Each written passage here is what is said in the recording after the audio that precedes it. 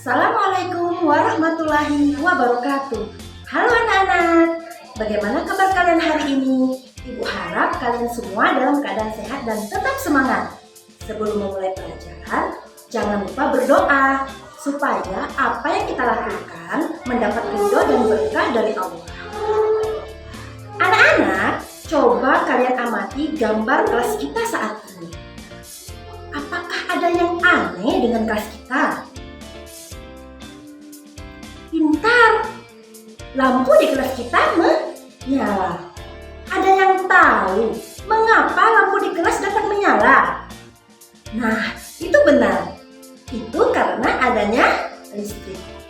Nah, anak-anak, hari ini Ibu akan mengajak kalian untuk mengenal nama dan fungsi alat listrik yang ada di rumah kalian. Terdapat berbagai nama alat listrik yang biasa terpasang pada instalasi listrik di rumah, seperti 1. MCB. MCB adalah singkatan dari Miniature Circuit Breakers. MCB sering juga disebut dengan istilah stud. MCB memiliki fungsi sebagai alat proteksi saat terjadi arus lebih atau korsleting.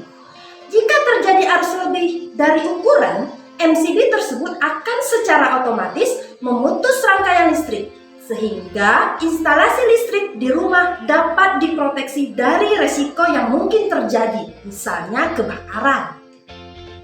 Kedua, KWH meter.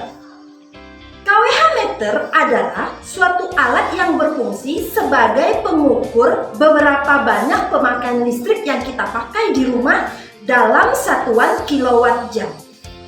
KWH meter saat ini ada yang elektronik dengan sistem prabayar atau token atau pulsa, dan ada yang masih konvensional atau sistem pasca bayar.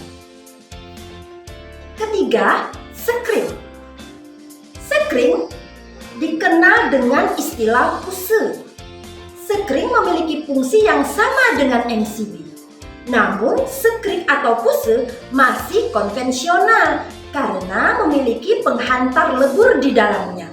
Penghantar akan melebur saat terjadi kelebihan arus atau hubungan singkat atau korsleting.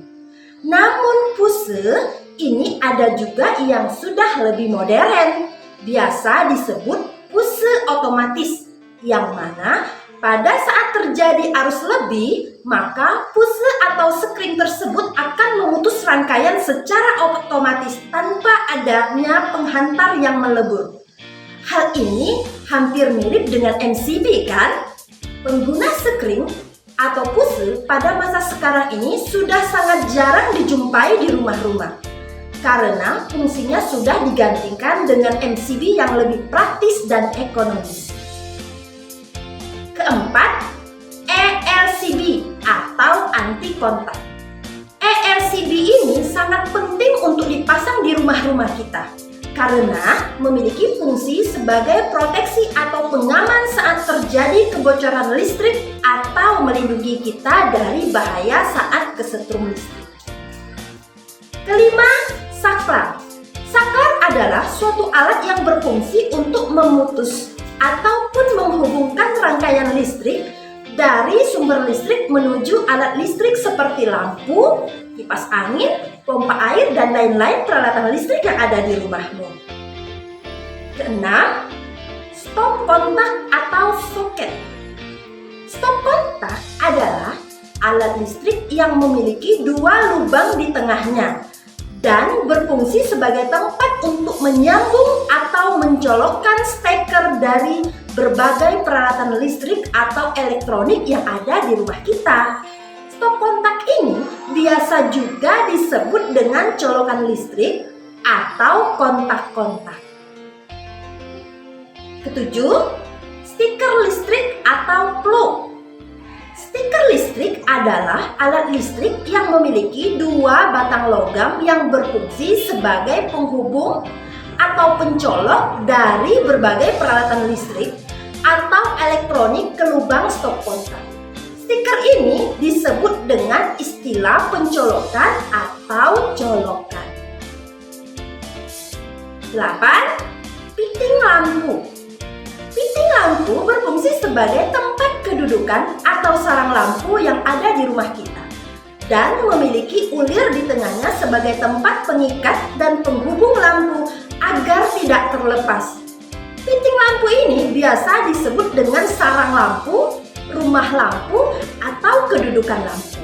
Piting lampu bermacam-macam ya anak-anak. Bentuknya kadang-kadang ada yang berwarna putih, ada yang berwarna hitam, bahkan ada yang ditempel ke dalam plafon rumah.